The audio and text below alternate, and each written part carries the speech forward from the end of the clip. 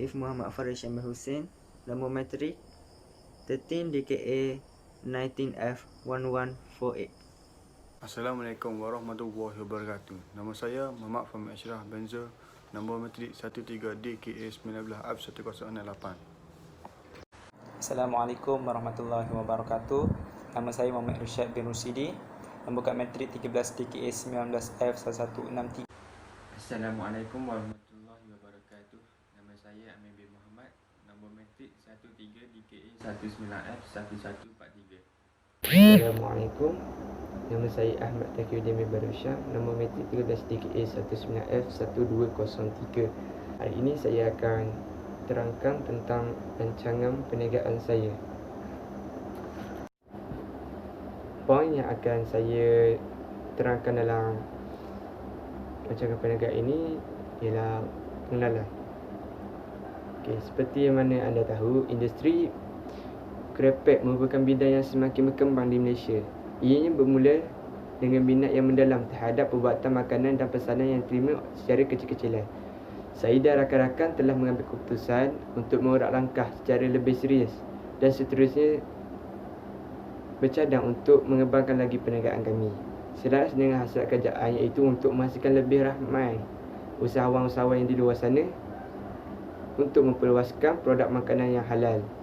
Kami berharap dapat bersaing dan seterusnya dapat mengembangkan lagi premis perniagaan kami ini.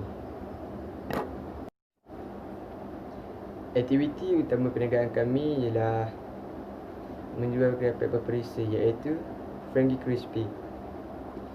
Kami mengeluarkan produk kami dengan skala yang sederhana. Produk kami juga mendapat sambutan yang tinggi dalam pasaran. Ini kerana permintaan di pasaran yang stabil dan mampu untuk memenuhi permintaan pelanggan. Perniagaan ini merupakan perniagaan secara perkongsian, iaitu dianggota saya, Amir, Fahmi, Farisham dan Isyad. Kami berlima mempunyai minat yang mendalam terhadap pembuatan makanan berbentuk rangup, rapuh dan berperisa. Ia kerana makanan ini mendapat sambutan yang baik dalam pasaran. Kemudian ia pula disusuli dengan tempahan yang diterima secara kecil-kecilan daripada saudara mara, rakan-rakan dan serta orang di sekeliling. Poin kedua saya adalah tujuan kertas kerja. Tujuan kertas kerja ini disediakan adalah untuk membentangkan perancangan perniagaan Frankie Crispy, menjalankan penguasaan makanan berbagai kerepek berisa yang memfokuskan aspek pemasaran, perkhidmatan dan kewangan kepada pihak mara dan seterusnya memohon pembiayaan berjumlah RM10,000. Tempoh pembiayaan adalah selama 5 tahun dan pemohon turut memohon bernafas selama 2 bulan. Kos pelaburan projek adalah sebanyak RM15,000, iaitu merangkumi sebanyak RM5,000 adalah daripada awal modal dan RM10,000 adalah yang perlu dipohon melalui permohonan pembiayaan perniagaan ini. Tujuan pembiayaan adalah untuk membayar suatu kedai, bekas untuk meletakkan bahan mentah, perasa, label stiker, mesin pembungkusan, sarung tangan, tempat untuk meletakkan produk dan bahan mentah. Jadi setelah saya kira, modal yang diperuntukkan adalah RM15,000. Hari ini saya akan bercakap tentang skop perniagaan. Kami melakukan 3 skop perniagaan. Yang pertama adalah aktiviti perniagaan, yang kedua produk perkhidmatan yang ditawarkan, yang ketiga adalah potensi perniagaan. Cara kami melakukan aktiviti perniagaan ialah kami mempromosikan, memasarkan serta menjual produk makanan berdasarkan kerepek berperisa sebagai jualan utama di premis perniagaan. Selain itu, kami menyediakan tempahan untuk kawasan dalam lingkungan 25 km meliputi kawasan perumahan, sekolah, universiti, kolej, pejabat, syarikat, kafe dan restoran serta kedai stesen minyak. Produk dan perkhidmatan yang ditawarkan oleh kami adalah Fraggy Crispy. Terdapat banyak perisa Fraggy Crispy, antaranya ialah Korea Premium, keju premium, telur masin, serunding ayam, coklat dan matcha. Manakala dari segi perkhidmatan ialah kami melakukan beberapa perkhidmatan, antaranya ialah yang pertama, menerima tempahan untuk majlis kerakyat seperti majlis hari jadi dan tempahan kuih hari raya. Yang kedua, menyediakan perkhidmatan pesanan dan penghantaran produk kepada pelanggan. Yang ketiga, menerima tempahan hampa dari syarikat dan individu. Yang keempat, menerima tempahan dan pesanan dari pejabat atau syarikat untuk jenis produk pastry ringan. Akhir sekali ialah potensi perniagaan. Perniagaan ini mempunyai potensi yang cukup besar untuk dikembangkan, khususnya di sekitar Terengganu. Tapi target utama kami adalah sekitar Malaysia. Poin saya yang seterusnya adalah rancangan pengurusan. Kami mempunyai struktur. Yang paling atas adalah pengurus ataupun pemilik. Yang dia di bawah pengurus dan pemilik ada 3, iaitu pemasaran, jualan dan perbuatan. Saya akan memberitahu fungsi dan tanggungjawab setiap struktur yang saya sebut tadi. Fungsi dan tanggungjawab pengurus ataupun pemilik adalah mengawal dan menguruskan perjalanan operasi dan kewangan syarikat dari semua aspek. Yang kedua adalah mengawal pengeluaran keluar masuk bahan mentah. Yang ketiga, memastikan proses pembuatan produk mengikut prosedur yang telah ditetapkan. Yang keempat, bertindak sebagai penghantar bekalan sekiranya perlu.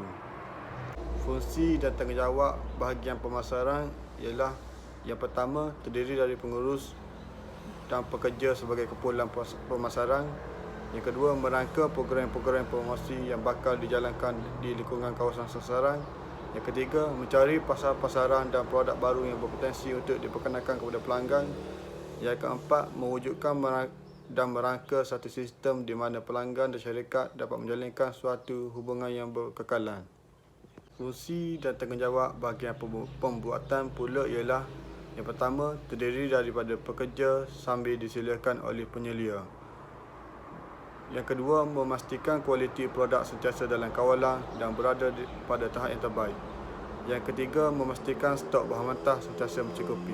Yang keempat, memastikan kesemua peralatan dan kelengkapan sentiasa diselenggara dengan baik dan selamat digunakan. Fungsi dan tanggungjawab bahagian jualan pula ialah memastikan susun atur barang-barang jualan di kedai sentiasa mencukupi dan memenuhi kehendak pelanggan saya akan apabila diminta. memberitahu tentang profil pemilik. Usahawan pertama Muhammad Farid Syambil Hussein, lahir pada 8 Mei tahun 2000, bangsa Melayu, jantina lelaki, warga negara Malaysia, agama Islam, bahagian COD, berjawatan sebagai AJK, berstatus bujang.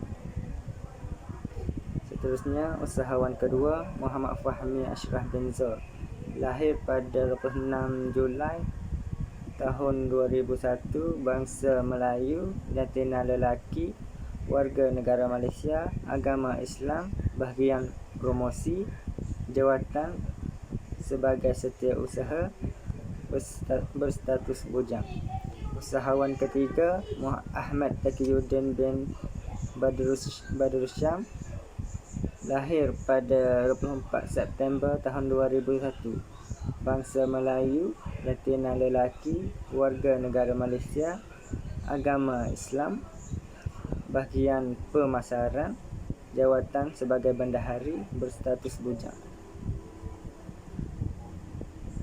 Usahawan keempat Muhammad Irsyad bin Rusidi, lahir pada 3 Mac tahun 2000, bangsa Melayu, jantina lelaki, warga negara Malaysia, agama Islam, bahagian akaun, jawatan timbalan pengerusi, status bujang.